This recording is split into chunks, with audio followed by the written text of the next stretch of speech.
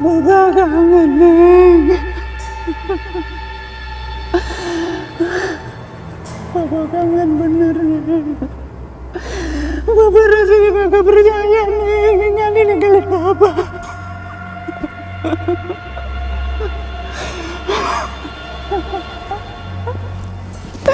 Neng, Neng.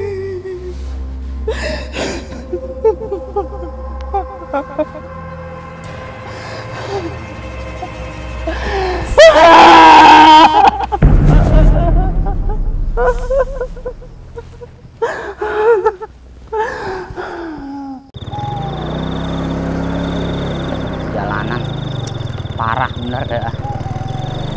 Kalau bisa gue bayar ini tanah gue buat klasteran.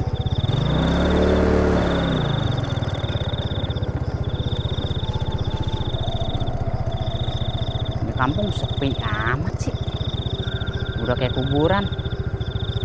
Kalau kuburan wajar kali sepi, emang kagak ada kehidupan. Lah kampung banyak kehidupan, sepi begini.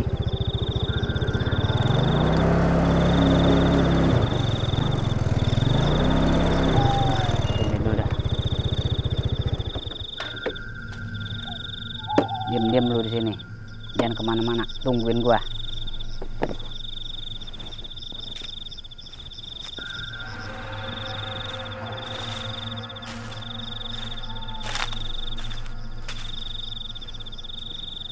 Assalamualaikum ya ahli kubur. Neng Ani tega ninggalin Baba. Perasaan baru kemarin Neng Ani Baba gendong-gendong.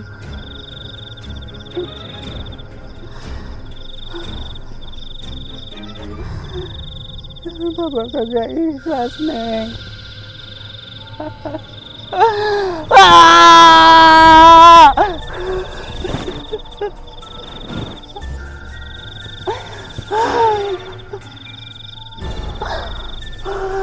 Baba kagak ikhlas, Neng. Neng mati begini.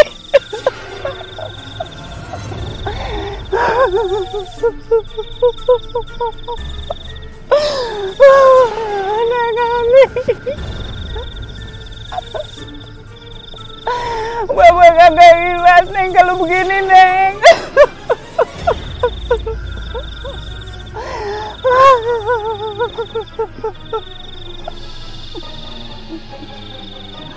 Neng Ani, Baba kangen, Neng. Baba kangen bener, Neng. Baba rasanya kagak percaya, Neng. Ninggalin ninggalin Baba.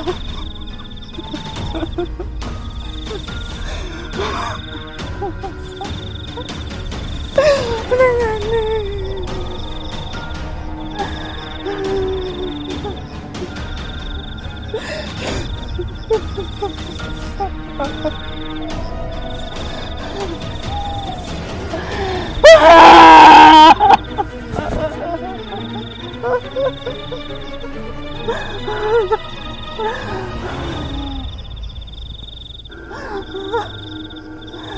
Neng, Baba pamit ya. Semoga Neng Ani diterima di sisinya, Neng. Neng, Baba pulang ya.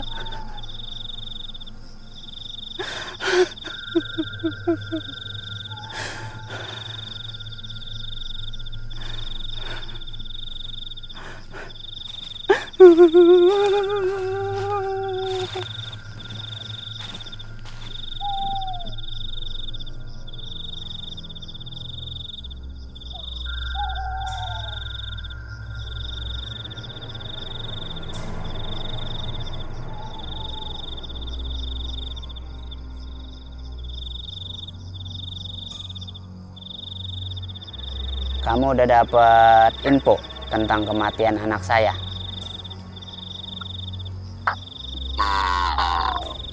Begini, Bos Dor. Berhubung saya datangnya ke Kiai, kematian anak Bos Dor yang perawan itu atas ulah Bos Dor itu sendiri.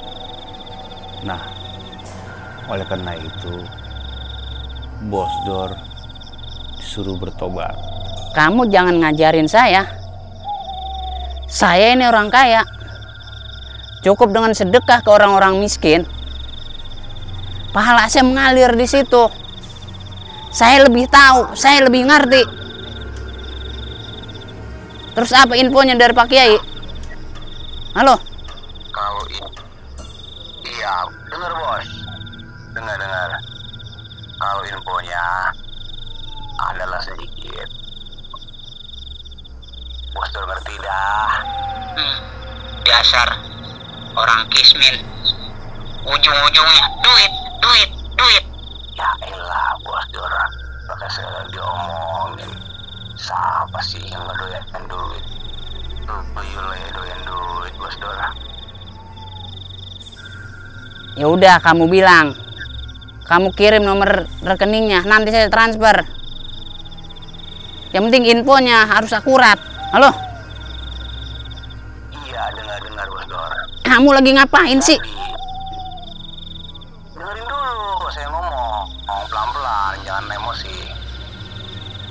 Menurut Pak Kiai, kematian anak perawan Bos Dor itu ada yang nyantet. Apa? Ada yang nyantet? Siapa orang yang berani nyantet anak saya? Aduh, pelan-pelan Bos Dor, pelan-pelan ngomongnya. Nanti saya kabarin dulu, pelan-pelan dulu ngomongnya. Ya udah, cepet. Bilang. Jadi yang nyantet adalah pemuda di kampung ini sendiri. Pemuda di kampung ini sendiri? Siapa orangnya? Ya, yang menjalin hubungan dengan anak perawan Bos Dor. Yang menjalin hubungan dengan anak saya. Anak saya cantik, pasti banyak berhubungan sama dia. Temennya banyak. Siapa orangnya?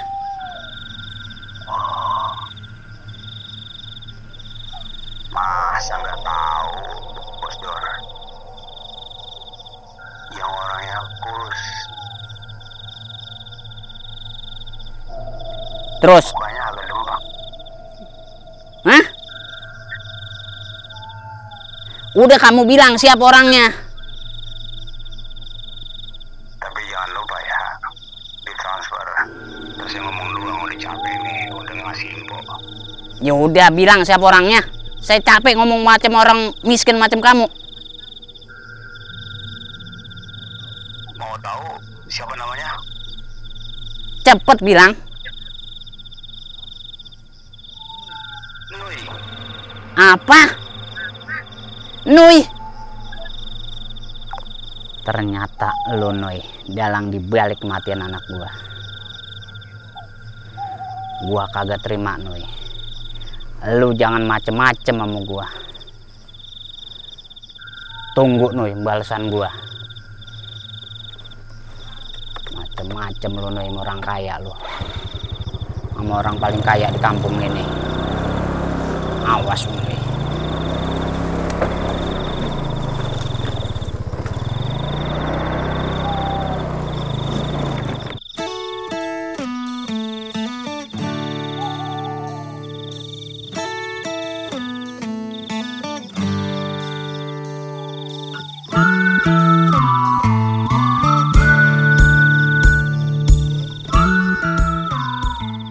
Alhamdulillahirrahmanirrahim. Kelar juga nih sholat isya.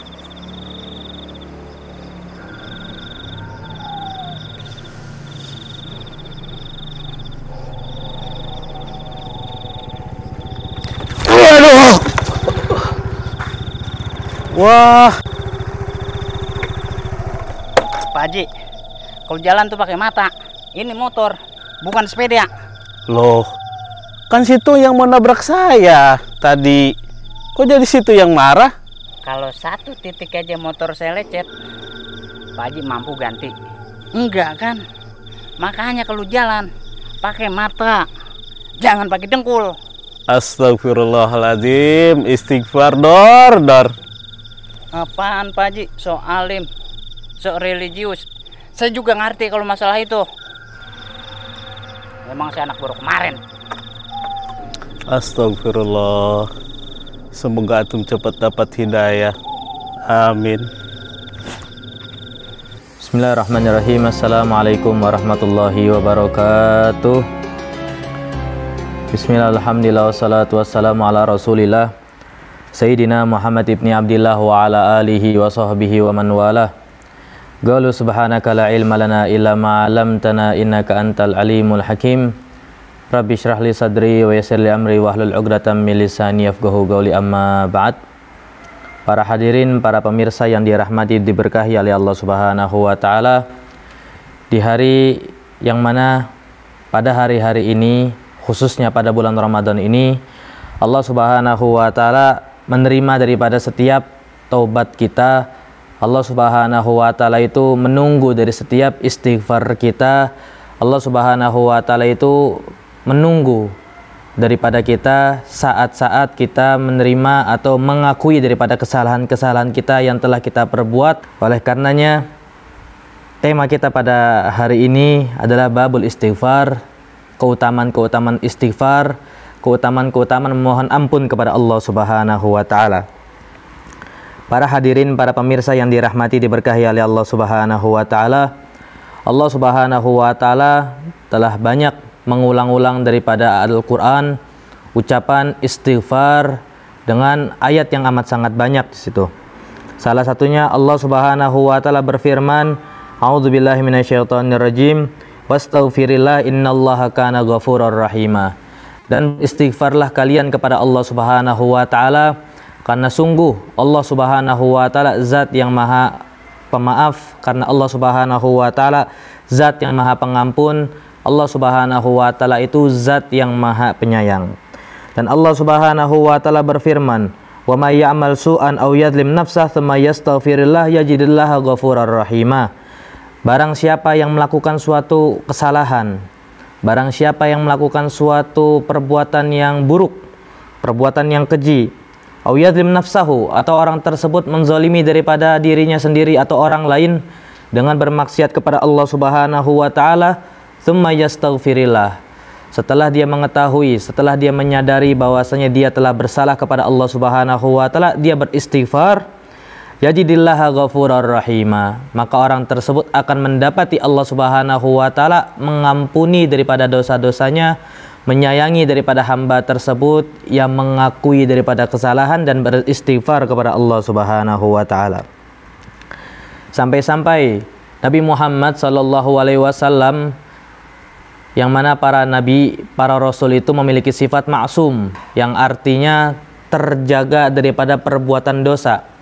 Tetapi Nabi Muhammad SAW itu pernah mengatakan, pernah bersabda, wallahi, demi Allah, inni la astaghfirullah wa atubu ilaihi fil yaumi sab'ina marrah wa fi riwayah mi'ata marrah. Sungguh demi Allah Subhanahu wa taala, aku itu dalam satu hari pasti bertaubat dan beristighfar kepada Allah Subhanahu wa taala 70 kali, dan di riwayat yang lainnya dikatakan 100 kali. Ini sosok Nabi Muhammad loh, sosok Rasulullah loh, yang mana pasti diampuni dan pasti terjaga dari segala macam dosa, dan pasti kalau berdoa dikabulkan oleh Allah Subhanahu wa taala, itu masih beristighfar kepada Allah, masih bertobat kepada Allah. Sampai dikatakan dalam riwayat ada 70 kali, ada yang mengatakan 100 kali. Lalu bagaimana dengan kita para hadirin, para pemirsa yang dirahmati, diberkahi oleh Allah Subhanahu wa taala, yang setiap harinya, setiap saatnya kita melakukan dosa kepada Allah Subhanahu wa taala, terus kita tidak mau beristighfar kepada Allah Subhanahu wa taala, maka itu adalah hal yang sangat memalukan. Kita hamba yang belum pasti masuk surga atau tidak, belum pasti meninggal dalam keadaan husnul khotimah atau tidak, belum pasti tempat kita di surga atau di neraka, tetapi kita tidak mau beristighfar kepada Allah Subhanahu wa taala, itu adalah seseorang yang memalukan, seseorang yang mungkin Nauzubillah min zalik, jauh daripada hidayah Allah Subhanahu wa taala. Para hadirin, para pemirsa yang dirahmati diberkahi oleh Allah Subhanahu wa taala, apa sih fadilah, apa sih keutamaan daripada orang yang langgeng istiqomah dalam membaca istighfar kepada Allah Subhanahu wa taala? Di sini Nabi Muhammad SAW memberikan motivasi kepada kita agar sering membaca istighfar. Salah satunya Nabi Muhammad SAW bersabda, "Man lazimal istighfar." Barang siapa yang istiqomah membaca istighfar, barang siapa yang langgeng, continue dalam membaca istighfar kepada Allah Subhanahu wa taala, ja'alallahu lahu min kulli dhiqin makhraja. Setiap ada kesulitan, setiap ada sesuatu yang sempit bagi kita, maka pasti Allah akan bukakan jalan seluas-luasnya. Wa min kulli hammin faraja. Setiap daripada kita yang sedang sumpek, setiap daripada kita yang sedang kesulitan, mau itu perkara duniawi atau perkara ukhrawi, maka Allah Subhanahu wa taala akan menggembirakan hambanya yang beristighfar kepada Allah Subhanahu wa taala. Dan yang terakhir, wa razaqahu min haitsu la yahtasib. Dan pasti setelah dia mendapatkan kesulitan, setelah dia mendapatkan kesempitan, setelah dia diuji dengan bermacam-macam ujian, Allah Subhanahu wa taala mengatakan wa razaqahu min haitsu la yahtasib. Pasti orang tersebut, pasti hamba Allah Subhanahu wa taala tersebut, pasti umat Nabi Muhammad SAW tersebut akan diberi rezeki, akan diberi jalan min haitsu la yahtasib, dari jalan yang tidak dia kira. Mungkin bisa jadi tetangganya datang ngasih duit 200.000, kita nggak ada yang tahu di situ. Atau saudaranya datang jengukin keponakannya, jengukin daripada saudara iparnya, sepupunya, datang ke rumah bawa kue, bawa minyak segala macam. Artinya rezeki min haitsu la yahtasib, rezeki yang dia tidak kira-kira, rezeki yang tidak dia perkirakan daripada sebelumnya. Dengan apa dia dapatkan tersebut? Dengan lazim, dengan langgeng, dengan istiqomah membaca istighfar kepada Allah Subhanahu wa taala. Para hadirin, para pemirsa yang dirahmati oleh Allah Subhanahu wa taala, sebelum kita tutup daripada kultum kita pada hari ini, kita tutup dengan cerita yang kita dapatkan daripada guru-guru kita, yang kita dapatkan daripada kitab-kitab yang kita pelajari selama di pondok pesantren. Para hadirin, para pemirsa yang dirahmati diberkahi oleh Allah Subhanahu wa taala, sebelum kita tutup daripada kultum kita, sebelum kita tutup daripada tausiah kita pada hari ini, maka kita tutup dengan salah satu cerita yang kita dapatkan daripada guru-guru kita, salah satu cerita yang kita dapatkan daripada kitab-kitab yang kita pelajari selama di pondok pesantren dan selama kita bertemu dengan ulama-ulama kita. Yaitu diceritakan bahwasanya Imam Hasan Al-Basri, seorang pemimpin daripada tabi'in, pemimpin zaman setelah sahabat disebut dengan tabi'in. Imam Hasan Al-Basri, beliau mengatakan pernah suatu waktu beliau sedang di majlis taklimnya lah di situ, terus ada beberapa tamu izin kepada para anak buahnya, anak majlisnya di sini bilang, aku ingin bertemu dengan Imam Hasan Basri. Kata anak majlis di sini, oh iya boleh, tapi ada tamu, tunggu satu persatu ya. Akhirnya satu orang bertemu dengan Imam Hasan Basri, lalu mulai curhat, keluh kesahnya apa segala macam disebutkan. Oleh Imam Hasan Basri dikatakan, lazimil istighfar, sering-sering baca istighfar. Satu orang keluar, disuruh masuk lagi. Mulai dia cerita, keluh kesahnya apa. Akhirnya Imam Hasan Basri mengatakan, lazimil istighfar, langgeng istiqomah kan baca istighfar. Keluar orang kedua. Orang ketiga masuk lagi ke hadapan Imam Hasan Basri. Lalu mulai cerita segala macam di situ daripada keluh kesahnya. Oleh Imam Hasan Basri dikatakan juga, lazimil istighfar, langgeng dan istiqomah dalam membaca istighfar. Setelah tamu ini pada keluar, anak majlis di sini yang menjaga daripada ruangan Imam Hasan Basri datang ke Imam Hasan Basri. Afwan, maaf wahai imam, wahai guru, tadi 3 orang masuk, orangnya beda-beda, keluhannya beda-beda, kok obatnya satu doang di situ. Penawarannya cuma satu, yaitu lazimil istighfar, perbanyak daripada membaca istighfar. Akhirnya kata Imam Hasan Basri, orang yang pertama itu datang karena sebab satu, sedang dalam keadaan tokonya mungkin kalau zaman sekarang ya banyak yang nggak beli lah, sepi tokonya di situ, dagangannya nggak laris, intinya berbau daripada yang dagangan nggak laris lah di situ. Dia berkeluh kesah, minta amalan apa biar sekiranya tokonya nih laris lagi, tokonya rame lagi. Akhirnya kata Imam Hasan Basri, sering-sering baca istighfar. Nah, orang yang kedua datang mengatakan, wahai Imam, tempatku ini sedang dalam keadaan pancaroba, dalam keadaan musim kemarau. Susah mendapatkan hujan sehingga tanamanku banyak yang mati. Maka kata Imam Hasan Basri, lazimil istighfar, sering-sering baca istighfar. Nah, orang yang ketiga di sini dalam keadaan ekonominya sempit, ibaratkan kayak kita baru di PHK misalkan contoh di situ, atau ya lagi kebutuhan banyak banget, nggak ada duit sama sekali di situ. Orang tersebut yang ketiga ini ngeluh, nggak punya duit sama sekali wahai Imam. Maka kata Imam Hasan Basri mengatakan lazimil istighfar, sering-sering baca istighfar. Ini semua terkumpul dalam satu ayat, wastaghfiru rabbakum innahu kana ghaffara yursilis sama alaikum midrara. Dalam ayat ini dijelaskan dalam akhir daripada juz 28 kalau nggak salah di situ, atau juz 29.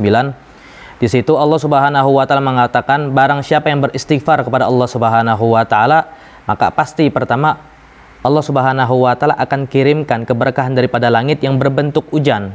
Artinya orang-orang yang sedang kena kemarau sering-sering baca istighfar, insya Allah akan turun daripada rahmat Allah berbentuk hujan. Dan yang tadi yang toko, kenapa harus baca istighfar? Warazaqu min haitsu la yahtasib. Dengan cara dia sering istighfar, maka insya Allah Allah gerakan hati-hati daripada pembelinya untuk datang ke toko tersebut, untuk membeli di toko tersebut, sehingga tokonya ramai lagi.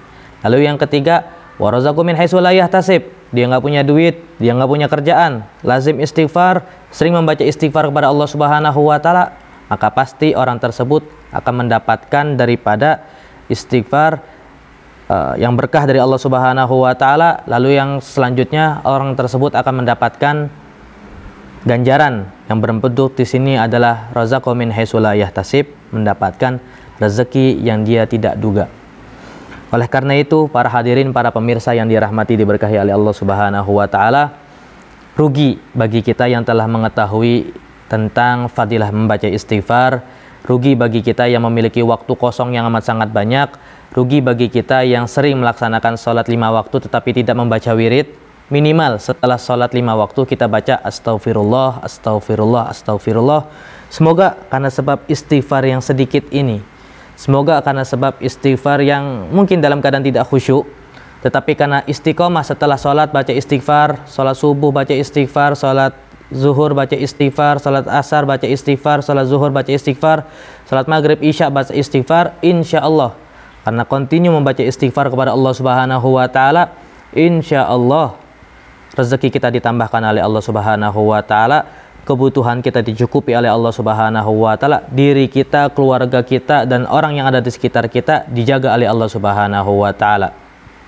Para hadirin, para pemirsa yang dirahmati oleh Allah Subhanahu wa taala, semoga apa yang kita bahas daripada kultum ini tentang bab istighfar menambah keberkahan hidup kita, menambah keberkahan daripada orang yang di sekitar kita, sehingga kita menjadi orang-orang yang istiqamah membaca istighfar kepada Allah Subhanahu wa taala. Kurang lebih mohon maaf. Wassalamualaikum warahmatullahi wabarakatuh.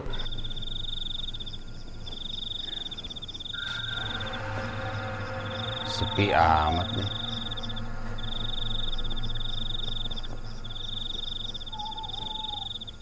Biasa anak aki-aki, gua mulu yang datang duluan.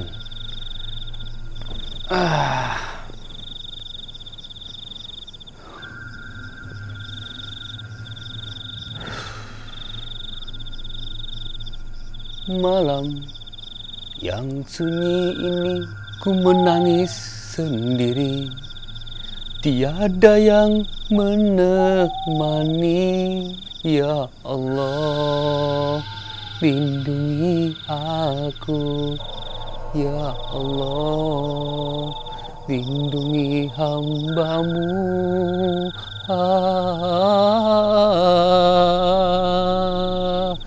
Aduh Ma, aduh Bapak, pusing kepala ku sendiri. Aduh Ma, aduh Bapak, pusing kepala ku tanggung beban sendiri. Aye.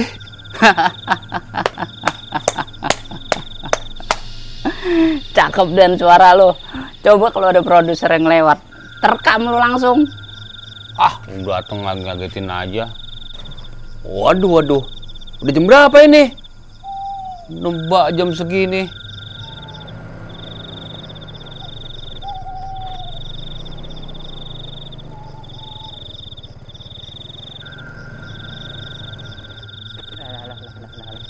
Ngapa nih motor? Lah.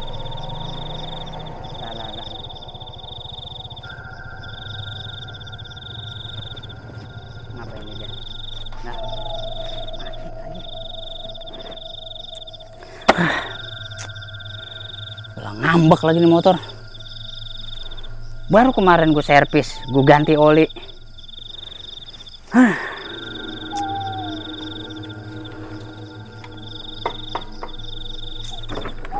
Rusak lagi. Mana rumah masih jauh lagi. Buang-buang duit kalau gini mah. Percuma aja kemarin gue nyervis. Mana kagak ada orang lewat pisan lagi. Sepi.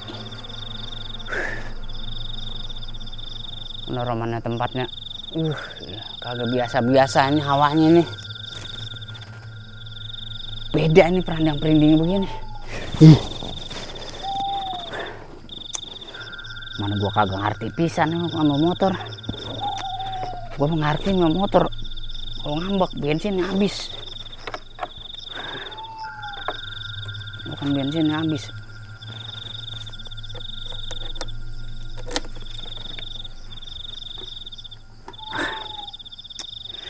Bensin banyak. Aduh.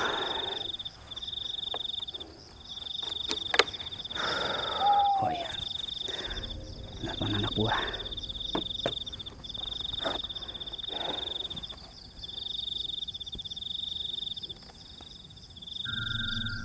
Ya iyalah, kagak aktif lagi nomornya. Biasa buat anak gua. Giliran bosnya butuh aja.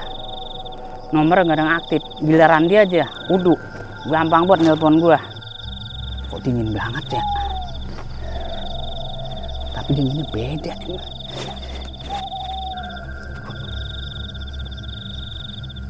Walaupun kok pada ngejegir begini ya.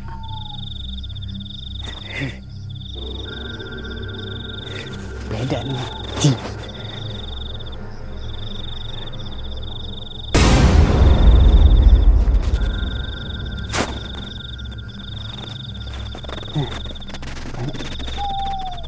Bau Bang mati. Jangan.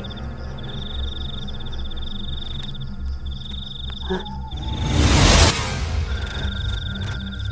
Tapi gak ada apa-apa. Tapi baunya kok nyereng banget hidung ya. Perasaan gua doang kali ya.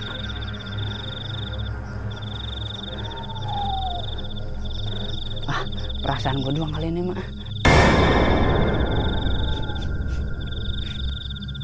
Kok baunya kagak hilang-hilang ya?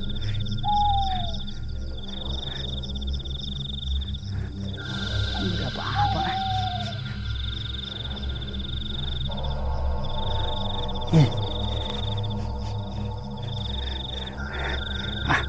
Perasaan gua doang kali ini mah.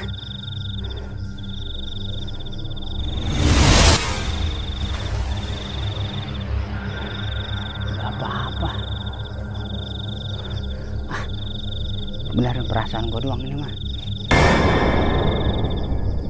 Ya kan orang beli kembang melati tumpah. Tapi tadi setahu gua mah kagak ada kembang melati ampar-amparan. Tapi kok baunya nyerang banget ini ya.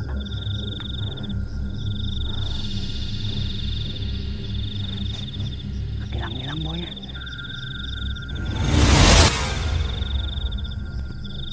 Gak ada apa-apa. Baunya doang nih santer banget. Itu suara.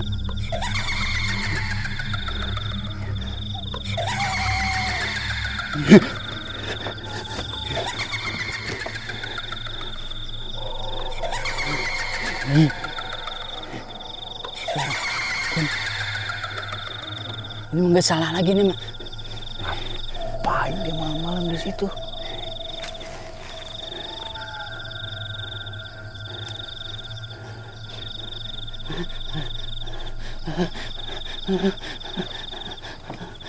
Dor. Dor. Ngapain malam-malam di mari? Buset, ngaget-ngagetin gua aja lu. Ini ngapain di sini malam-malam? Ngaget-ngagetin, cuek lu. Ini ngapa lagi?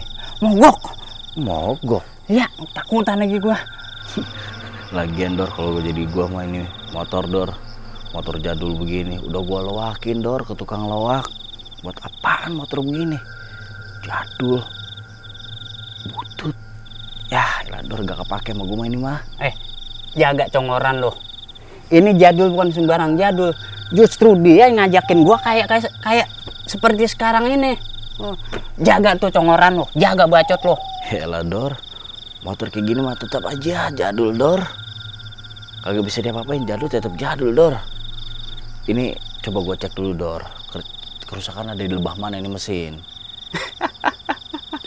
Orang potongan lu. Mana mungkin lu ngerti motor? Gablok motor aja kagak lu. Set deh. Jaga bacot lu Dor. Gua walaupun kayak bini-bini, tukang insinyur Dor. Lu dulu jangan main potong-potongnya omongan gua. Kalau lu nggak mau dibantuin, ya udah gua balik. Ya, daripada gua udah iseng dewe kan. Sini.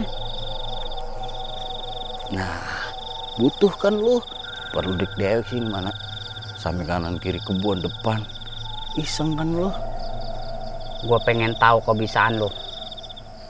Tapi awas lah kalau sampai motor gua ngapa-ngapa. Periksa.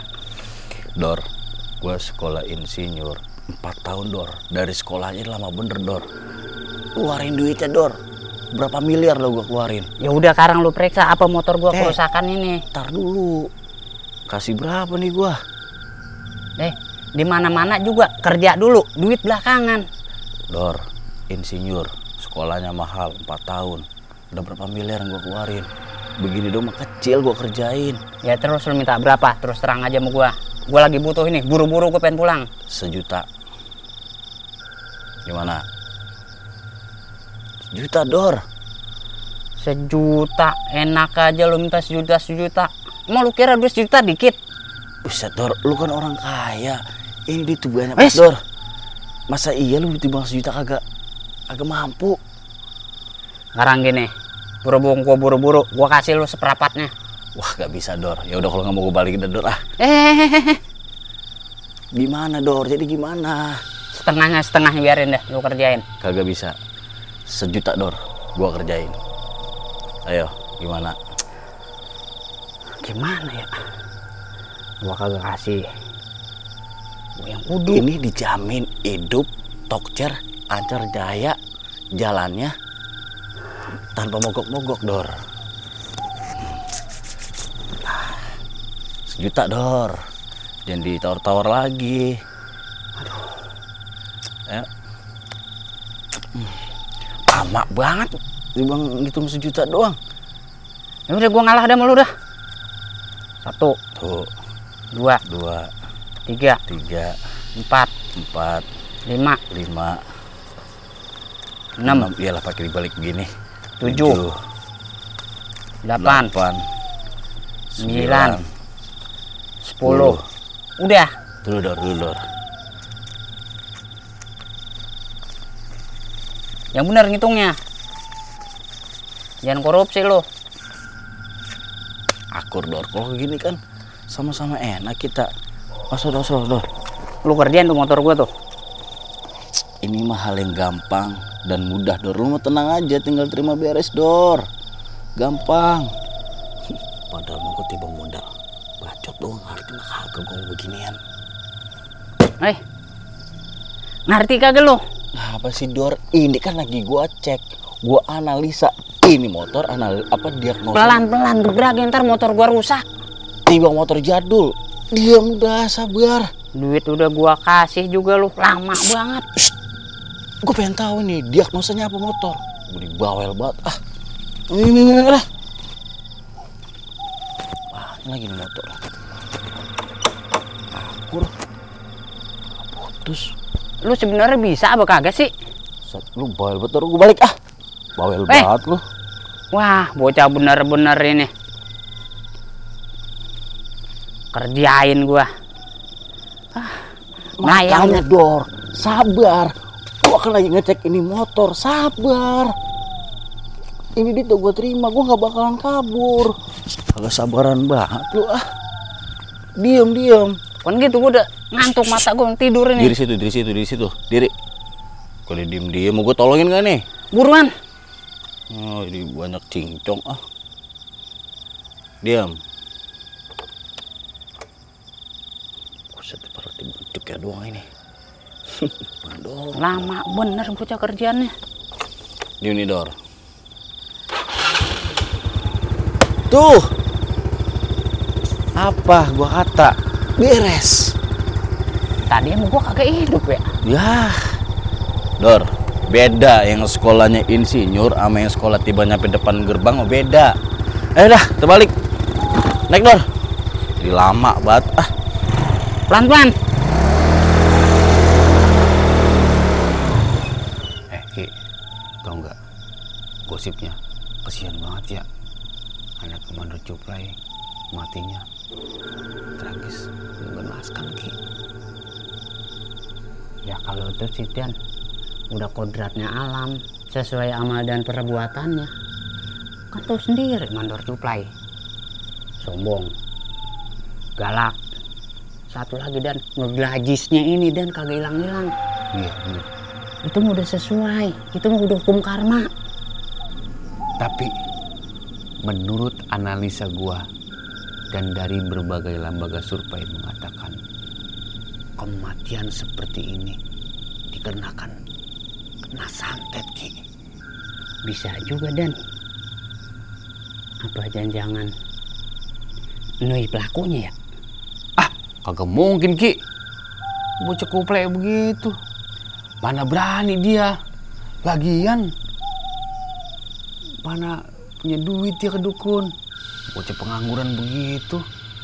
Siapa tahu Dan, si Nui dendam tuh sama si Mandor Cuplai. Aduh Ki, nonsen itu mah. Daripada kongkong gosip di sini. Ini kita keliling. Ayo mau keliling mah. Mulut asem banget nih Dan, gak boleh kerokok apa? Lu bilang apa-apa udah rokok. Kerja dulu, rokok. Rokok anu no, coklat mau nih.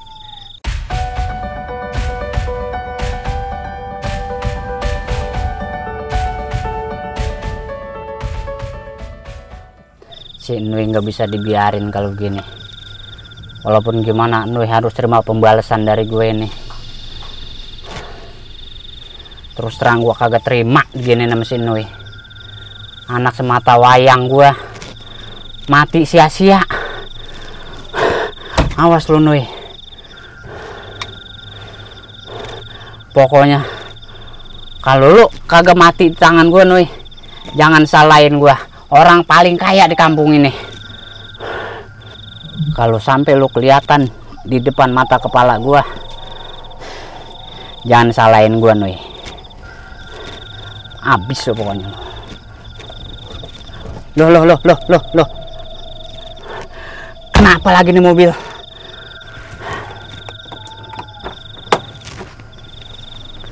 Perasaan baru kemarin gue servis.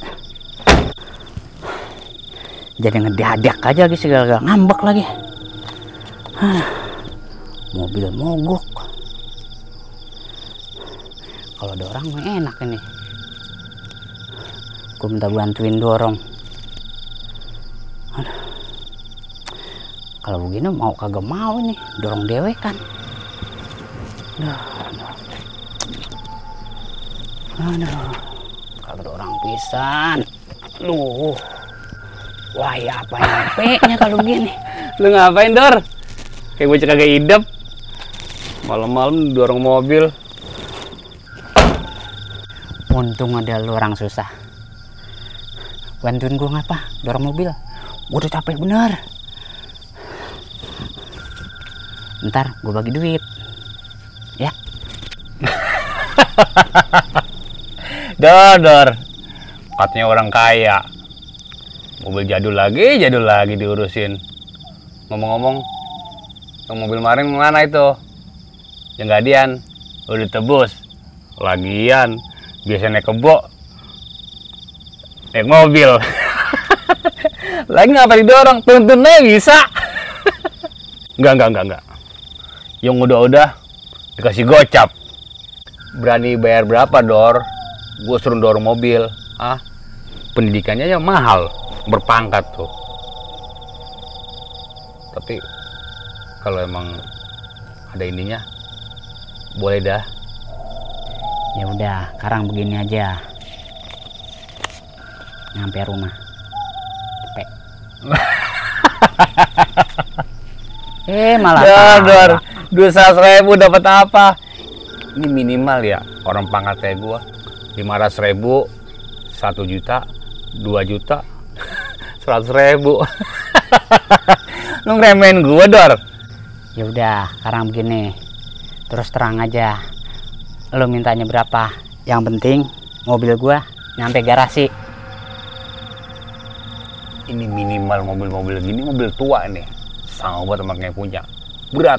Paling enggak ini 5 juta nih nyampe rumah nih. Dorong nih. Orang susah. Kalau begini namanya lu nyari kesempatan. Udah 1 juta. Nih. Nih pegang. Nah, ini baru cocok. Nah, itu udah berapa tuh? Udah 3 kan?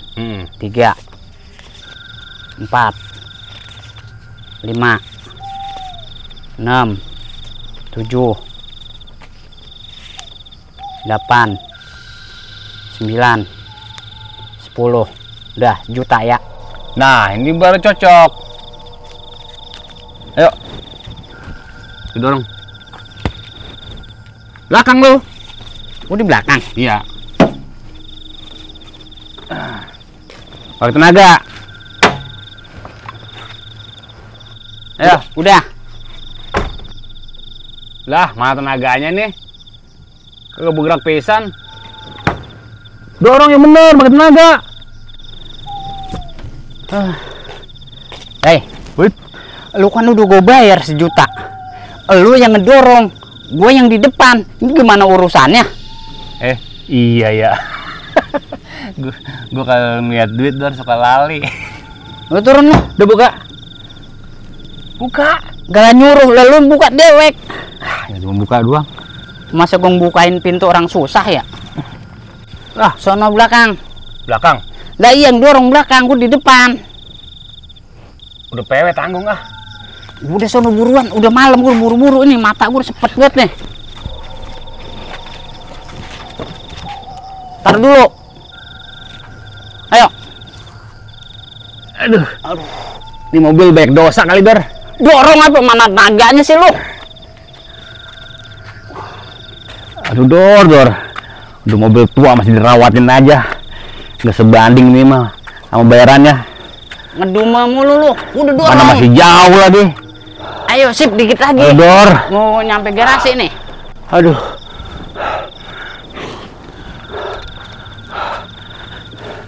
Capek banget, Dor. Sampai keringetan. Mobil berat banget. Tambahin kayak ini. Gue pel lagi dah. Kan tadi udah dia 1 juta. Udah, sekarang lu keliling sana dah. Nih gue tambahin. Gue capek aja nih. Gue tambahan lu beli rokok sono. Aduh. Gocap. Ayo udah tambahan buat lu beli rokok. Aduh. Jadi dikasih duit mulu gue jadi kagak enak nih kalau gindah. Udah keliling sono ya. Keliling. Iya, gue tidur capek banget. Keliling nih. Nah. Mobil butut kayak gini nyusahin gua. Ansip dia ngedumel mulu. Bismillahirrahmanirrahim. Assalamualaikum warahmatullahi wabarakatuh. Bismillah, alhamdulillah, wassalatu wassalamu ala rasulillah Sayyidina Muhammad ibni Abdillah wa ala alihi wa sahbihi wa man walah. Qalu subhanaka la ilma lana illa ma 'allamtana innaka antal alimul hakim. Rabbi syrah li sadri wa yassir li amri wahlul 'uqdatam min lisani yafqahu qawli, amma ba'd. Para hadirin, para pemirsa yang dirahmati, diberkahi oleh Allah Subhanahu wa taala. Tema kita pada hari ini adalah bab tentang larangan berbuat zalim mau itu zalim untuk diri kita pribadi atau zalim kepada orang lain, itu adalah suatu perkara yang dilarang oleh Allah Subhanahu wa taala. Para hadirin, para pemirsa yang dirahmati diberkahi oleh Allah Subhanahu wa taala, Allah Subhanahu wa taala berfirman, "Wa ma lidzalimina min nasir." Dan tidaklah ada daripada orang-orang yang berbuat zalim suatu kemenangan, suatu kebahagiaan, suatu kesuksesan. Tapi kalau misalkan kita lihat pada saat ini, banyak orang berbuat zalim kaya, banyak orang berbuat zalim sukses, banyak orang berbuat zalim ini misalkan hidupnya tentram-tentram aja. Ingat, hidup di dunia adalah suatu hal yang fana. Hidup di dunia adalah suatu hal yang hanya sifatnya sementara di situ. Dan Allah Subhanahu wa taala mengatakan tadi, tidaklah orang yang berbuat zalim daripada orang yang berbuat zalim ini tidak akan mendapatkan suatu kemenangan, suatu kesuksesan, karena nanti kesuksesan, nanti suatu kebahagiaan itu di akhirat, bukan di dunia aja di situ. Orang-orang yang berbuat zalim saat ini mungkin bisa ketawa, orang yang berbuat zalim mungkin bisa tersenyum, orang yang berbuat zalim mungkin bisa ya semena-mena lah pada di dunia ini, di saat ini. Tapi nanti ketika di hari kiamat, ketika nanti di akhirat, maka orang tersebut akan menjadi orang yang paling sia-sia, orang tersebut akan menjadi orang yang rugi, karena tidak bisa mendapatkan apa yang dia dapatkan di dunia. Di sini Rasulullah SAW mengajarkan atau pernah bersabda tentang bahayanya suatu kezaliman. Sampai-sampai beliau mengatakan, an Aisyah radhiyallahu taala anha, anna Rasulullah SAW qala, man zalama gida shibri minal ardi tuwigahu min sabi ardin. Muttafaqun alaih. Barang siapa yang zalim cuman sejengkal tanah dia berbuat zalim, patoknya dipindahin gak nyampe semeter. Sejengkal kan kecil banget lah. Patoknya dipindahin ya cuman setengah meter di situ. Hati-hati. Sejengkal yang tadi kata Rasulullah SAW yang dikorupsi oleh orang-orang, maka sejengkal ini akan menjadi 7 lapisan bumi yang akan diberatkan, akan diberikan kepada leher orang yang berbuat zalim tadi. Ini suatu gambaran, sekecil itu aja tetap dihisap oleh Allah Subhanahu wa taala. Bagaimana kalau misalkan yang di luar sana, ya nauzubillah min dzalik, ya korupsi, mindahin patok segala macam, ya intinya berbuat zalim kepada orang-orang, maka bagaimana siksaan dia di hari kiamat nanti, di akhirat nanti. Udah kegambar belum di situ? Sedikit. Gambaran sedikit dari tadi Nabi ya ngomong, sejengkal aja kalau dikorupsi itu nanti di hari kiamat jadi 7 lapis bumi loh. Bukan 7 lapis roti, iya di sini yang tipis segini doang, 7 lapis bumi. Bumi ini dalamnya berapa meter ke dalam? Ini 7 lapis sampai mungkin inti sarinya bumi loh. Ditempelkan atau digantungkan di leher kita, berarti orang tersebut benar-benar keberatan. Cuman sejengkal. Apalagi kalau misalkan waduh, korupsinya miliaran, korupsinya ratusan juta. Bib, kalau korupsinya 2.000, ya tetap 2.000 juga nanti bakal dihisap oleh Allah Subhanahu wa taala. Maksudnya korupsi 2.000 apa? Ngambil gorengan 5, bayarnya 2. Itu termasuk daripada korupsi. Nah, bagaimana Bib cara kita untuk bisa bertobat daripada hal-hal tersebut? Kalau zalim kita kepada Allah karena sebab misalkan contoh bermaksiat, maka gampang. Caranya tinggalkan maksiat tersebut, langsung bertobat kepada Allah. Tetapi kalau zalim kita kepada hukukul adami, sesama manusia, ini agak ribet dikit. Kalau misalkan manusianya masih ada, ya kita minta ridhonya, kita minta maafnya. Waduh Bib, ingat banget dulu kecil dah, kita ngambil permen sugus atau permen apapun itu ya, bayarnya 1.000, ngambilnya segenggam. Pengen bayar gimana Bib? Udah nggak ingat orang yang jual segala macam. Nah, cara kita untuk bisa menghilangkan kezaliman kita di sini apa? Kita sedekah, masukin ke kotak amal atau kasih ke pengemis atau orang yang membutuhkan, kita kasih sambil niatnya, ya Allah, pahala ini aku berikan kepada orang yang pernah aku zolimin. Jadi ketika nanti di hari kiamat, orang yang tadi kita zolimin tuh, yang jadi contoh misalkan ngambil permen segenggam padahal bayar cuma 1.000, atau ngambil gorengan 5 bayarnya 2, kan nanti di hari kiamat dituntut kita di situ. Nah, ketika kita dipanggil karena sebab perbuatan zalim itu, kita udah antisipasi. Kita udah ada obatnya, yaitu apa? Dengan sedekah, niatnya untuk orang tersebut. Nah, ketika kita dipanggil, fulan bin fulan, kamu bener kan waktu itu, jam itu, menit itu, hari itu ngambil gorengan 5, bayarnya 2. Oh betul ya Allah, karena nggak mungkin bohong hari itu. maka ganti 3 gorengan tadi. Bukan berarti kita ngasih duit, ya nih gorengan 6.000, udah nggak berlaku duit pada saat itu, tetapi Allah minta pahala kita dikasihkan kepada pedagang tersebut.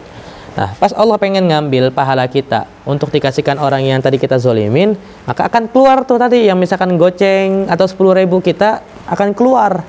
Ya Allah, dulu orang ini benar pernah ngambil uang misalkan pernah ngambil gorengan 5, bayarnya cuma 2 di situ. Tapi aku pernah disedekahkan oleh orang tersebut dengan niatan pahalanya untuk fulan bin fulan ini. Maka jadikanlah aku sebagai penebus dosa daripada orang ini. Akhirnya tadi yang 5.000, pahala 5.000 dikasihkan kepada orang yang kita zolimin di situ. Jadi itu cara kita untuk bisa menghapus, untuk bisa menghilangkan suatu kezoliman kita dari catatan Allah Subhanahu wa Ta'ala, apalagi kezoliman kita kepada orang-orang yang udah kita nggak ada kontak sama sekali, maka dengan cara seperti itu.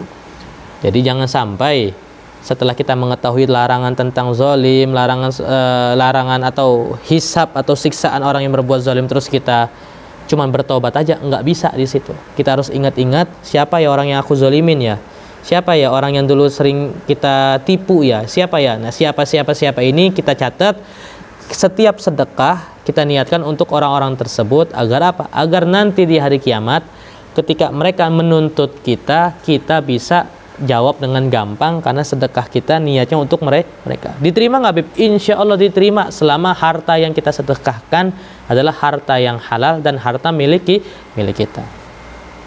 Para hadirin, para pemirsa yang dirahmati, diberkahi oleh Allah Subhanahu wa Ta'ala, seberapa bahayanya sih kezaliman? Nabi Muhammad SAW itu pernah mengatakan, ittaquz zulma, hati-hati, bertakwalah kalian, jaga-jagalah kalian daripada suatu kezaliman. Fa inna zulma zulmatun yaumal qiyamah. Karena kezaliman itu akan menjadi kegelapan di hari kiamat. Wah, Habib, gimana hari kiamat gelap? Kan katanya matahari sejengkal. Bukan gelap artinya di sini kita nih kagak bisa melek, bukan. Kegelapan di sini maksudnya jadi tanggungan kita. Kita hidup di dunia, kalau kegelapan kan kesulitan ya. Pengen ngelihat ini kagak bisa, pengen ngelihat itu nggak bisa, jalan nabrak sana nabrak sini. Nah, orang-orang yang sering berbuat zalim di hari kiamat pun sama. Walaupun matahari sejengkal kita, tapi dia bakal nabrak sana, nabrak sini. Bukan karena sebab nggak bisa ngelihat matahari di sini, bukan. Tetapi matanya dia tertutup dengan kezaliman dia. Oleh karena para hadirin, para pemirsa yang dirahmati, diberkahi oleh Allah Subhanahu wa Ta'ala, mulai sekarang catat gih utang-utangnya.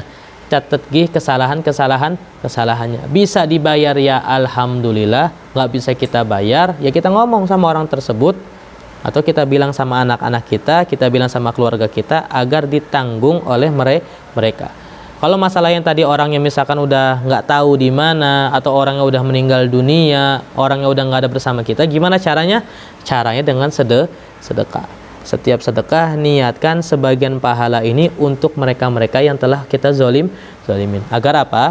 Agar ketika mereka nanti di hari kiamat menuntut kepada kita bisa menjawab dengan gampang karena sebab sedekah ini. Lalu bagaimana, Bib, kalau misalkan kita sebagai orang yang dizolimin? Nah, kita sebagai orang yang dizolimin, lapang dada itu. Allah Subhanahu wa Ta'ala itu mencintai atau menyayangi daripada hamba-hambanya yang pemaaf. Sampai-sampai diceritakan dalam hadis yang panjang, nanti di hari kiamat itu Allah dibikin bingung. Bingung lah sama dua hambanya di sini. Hamba yang pertama, dia mengakui telah berbuat dosa, telah berbuat zolim. Nah, hamba yang di sini dia mengakui, ya Allah, betul dia telah menzolimiku, dia telah menganiayaku di sini. Nah, tapi kata misalkan orang yang tadi berbuat zalim di sini, ya Allah, tetapi aku ketika udah berbuat zalim, aku bertobat kepadamu dan aku telah meminta maaf kepada dia, dan aku setiap bersedekah niatnya untuk dia ya Allah di situ. Nah, kata yang orang ini, ya Allah, betul dia telah meminta maaf kepadaku dan aku telah memaafkannya. Oleh karenanya tolong ampuni dia ya Allah di situ. Nah, yang di sini saling berargumen lah. Yang di sini bilang udah minta maaf, yang ini udah memaafkan. Bingung Rasulullah, bingung Allah di sini gitu loh. Yang ini ya ibaratkan udah impas lah di situ. Akhirnya kata Allah Subhanahu wa Ta'ala apa? Udah, karena kalian dua-duanya udah damai, udah dua-duanya masuk surga aja di situ. Karena apa? Karena yang satunya udah mengakui daripada perbuatan yang zalim dan telah mengobati perbuatan zalimnya dengan cara sedekah, dengan cara meminta maaf, yang berbuat yang dizalimin di sini telah memaafkannya, telah mengampuninya di sini. Akhirnya dua-duanya masuk surga karena sebab perbuatan yang baik, yaitu apa? Yang satu memaafkan, yang satu bertanggung jawab atas kesalahannya. Oleh karenanya para hadirin, para pemirsa yang dirahmati diberkahi oleh Allah Subhanahu wa taala, semoga diri kita ini yang tidak luput daripada kesalahan, diri kita ini yang tidak luput daripada suatu kezaliman, cepat-cepat diberi hidayah oleh Allah Subhanahu wa taala untuk mengingat daripada kezaliman kita, untuk mengingat daripada kesalahan kita, dan bisa menutupi daripada hal-hal zalim tersebut, bisa menutupi daripada hal-hal kesalahan tersebut.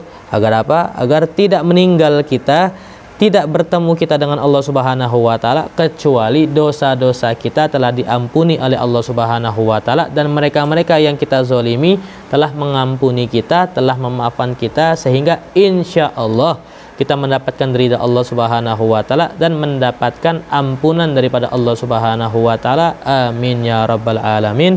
Para hadirin, para pemirsa yang dirahmati diberkahi oleh Allah Subhanahu wa taala, semoga apa yang kita share, semoga apa yang kita jelaskan pada hari ini diberi manfaat oleh Allah Subhanahu wa taala, sehingga diri kita bisa memaafkan orang-orang yang zalim kepada kita, dan kita bisa mengakui, bertanggung jawab atas kezaliman kita yang telah kita perbuat kepada orang lain, sehingga kita sama-sama impas, kita sama-sama sama nol, sehingga hidup di dunia aman, hidup di akhirat aman. Amin ya rabbal alamin. Kurang lebih mohon maaf. Wassalamualaikum warahmatullahi wabarakatuh.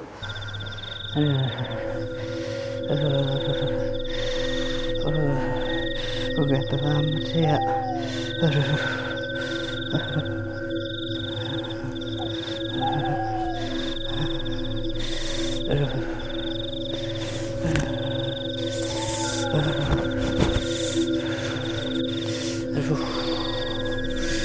Kuban gatel semua ya.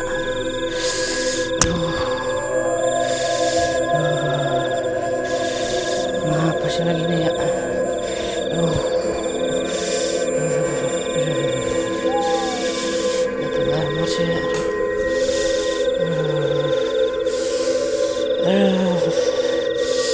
Kepala sakit banget ya.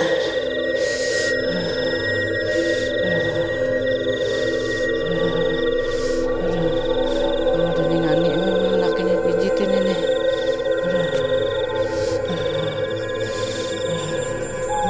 Kepala rasanya pecah.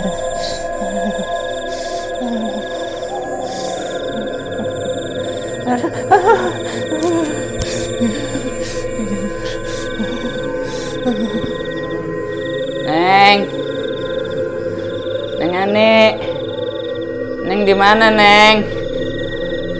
Neng Ani, Neng.